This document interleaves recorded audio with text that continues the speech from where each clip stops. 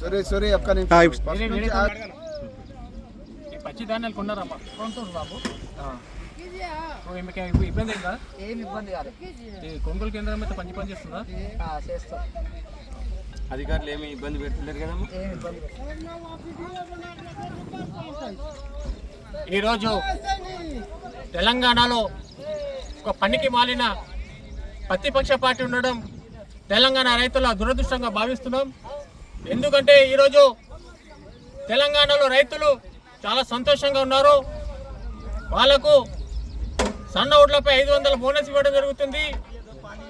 దొడ్డు ఓట్లను కూడా కొన్న 2 రోజుల్లోనే వాళ్ళ అకౌంట్లో పైసలు జమ చేయడం జరుగుతుంది. ఎక్కడ రైతులకు ఇబ్బంది జరగడం లేదు.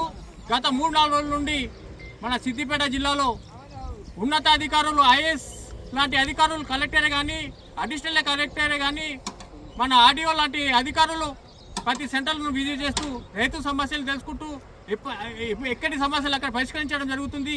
అయినా కానీ గజ్వేల్ నియోజకవర్గంలో ఒక పనికి మాలిన ప్రతిపక్షాలు ఈరోజు కాంగ్రెస్ పార్టీని బదలాం చేయడానికి, రేవంత్ రెడ్డి సర్కార్ని బదలాం చేయడానికి ఇష్టం వచ్చినట్టు మాట్లాడుతున్నారు. గతంలో మిమ్మల్ని గ్రామాల్లో చీపురు కట్టలు తొంగితేనే ఈరోజు మీరు ప్రతిపక్షంలో కూర్చున్నారు.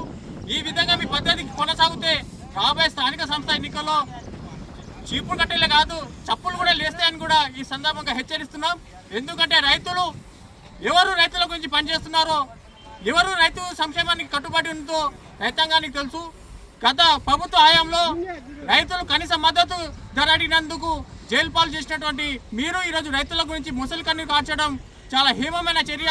గతంలో వరి పండిస్తే ఉరి అని ఆనాటి కలెక్టర్ తోటి హెచ్చరికలు ఇచ్చినటువంటి మీ ప్రభుత్వం ఈరోజు రైతాంగం గురించి మాట్లాడుతుంటే దయ్యాలు వేదాలు పలికినట్టుంది.